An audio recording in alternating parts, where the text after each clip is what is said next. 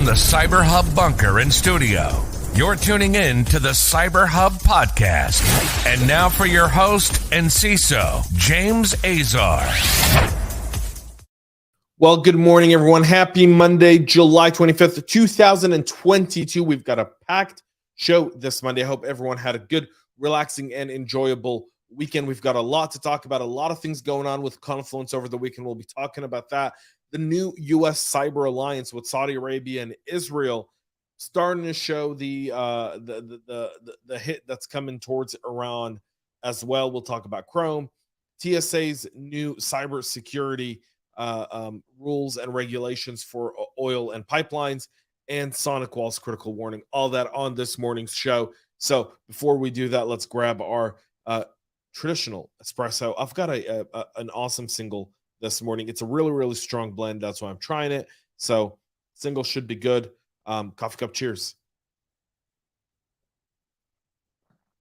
Yeah, really strong. All right. Let's get into this morning's show with SonicWall warning of a critical GMS SQL injection vulnerability. So this came out Thursday with an urgent patch for the critical flaw in their global management system software. The vulnerability, which carries a critical severity rating of 9.4, provides a pathway for a remote attacker to execute arbitrary SQL queries in the database, according to SonicWall's documentation. The vulnerability exists due to insufficient sanitization of user-supplied data, setting up scenarios where a remote, non-authenticated attacker can send a specially crafted request to the affected application and execute arbitrary SQL commands within the application database. The vulnerability to track the CVE 2022-22280 affects SonicWall global management system installations 9.3.1-SP2-hotfix-2. SonicWall isn't aware of any active exploitation, but they are urging everyone to get a patch done. Confluence continues to be a headache over the weekend for many cybersecurity practitioners. The hard-coded password associated with the questions for the Confluence apps has been publicly released, which will likely lead to exploit attempts to give cyber attackers access to all Confluence content.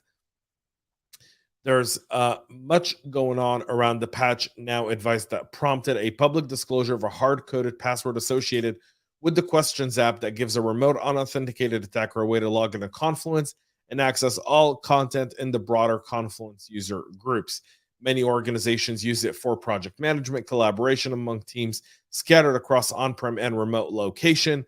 It can have sensitive data, including some QA, crowdsourcing, as well as project planning and bug reports as well. So, the threat here is if you are storing bugs, if you are looking at your Q&A, if you're looking at existing vulnerabilities within your application, someone getting in there, seeing that can then know the way into your organization. So many are bracing for exploits. We've seen a lot of stuff on Twitter around this over the weekend, as well as other social media platforms like LinkedIn.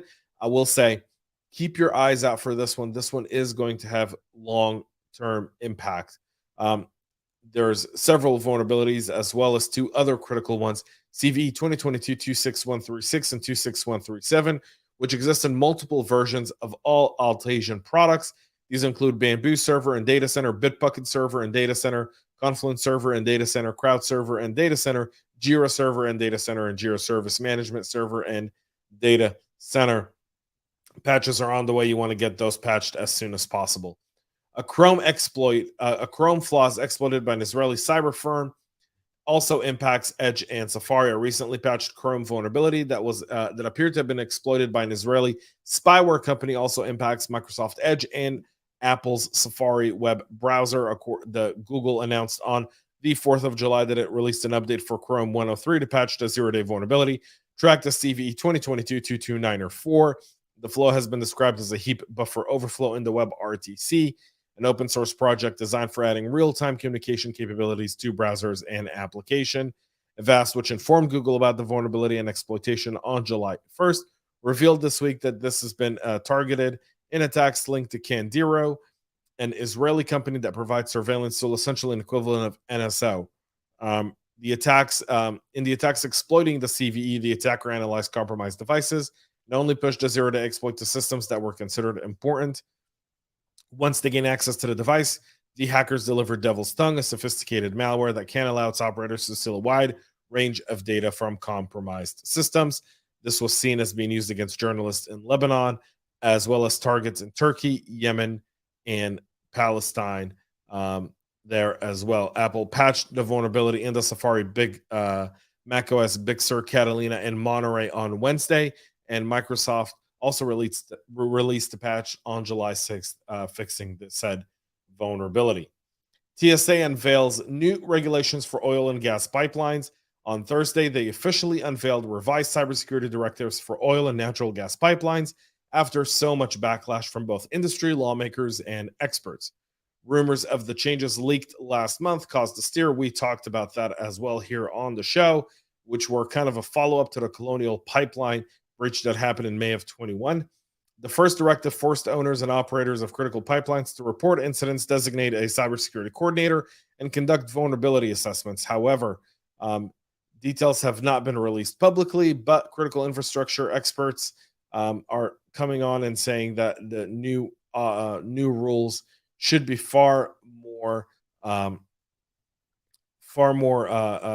strenuous in this. So TSA noted that the revised rules are in addition to the regulations sketched out in the first directive, which include the need to report significant cybersecurity incidents to CISA, establish a cybersecurity point of contact. And so access control measures are part of this as well as detection software. And pipelines are looking at network segmentation policies and controls as a way to make sure that operation, technology, OT, and IT don't rely on each other. So we'll see how this works out for TSA. Lots of commentary on this article here. And the U.S. is trying to bolster a cyber alliance to counter the rising Iran threat. So the idea that Iran was some moderate country that you can actually talk with is starting to slap this administration in the face, where President Biden has vowed to expand cyber cooperation with Israel and Saudi Arabia on his trip to the Middle East last week. This is a direct response to the rising digital threat from Iran, and also it's backed by China, folks. So the U.S. and Saudi Arabia signed bilateral agreements to strengthen their cybersecurity partnerships and share information related to cyber threats and malicious actors, while Israel and the U.S. pledged to ramp up collaboration to combat cybercrime. In both of those cases, Jason Blessing, a research fellow at the American Enterprise Institute, says we have to acknowledge that Iran is a primary driver of a lot of what's happened during Biden's trip, and this extends to cyber as well. The common enemy of Iran is forging some really awesome alliances in the Middle East. The Abraham Accords were a direct result of the Iran move, and now we're seeing Saudi Arabia allow flights from Israel to actually fly over its airspace. And now this cooperation through the U.S. on cyber is only bound to bring those two nations even more together as they continue to fight Iran. Folks, that's it for our show today. We'll be back with a whole lot more tomorrow. Until then, have a great rest of your day. And most importantly, enjoy this week. Get ready. It's going to be a big one. And stay cyber safe. We love feedback, so make sure to connect with us on social media and subscribe to our podcast on your favorite podcast listening platform.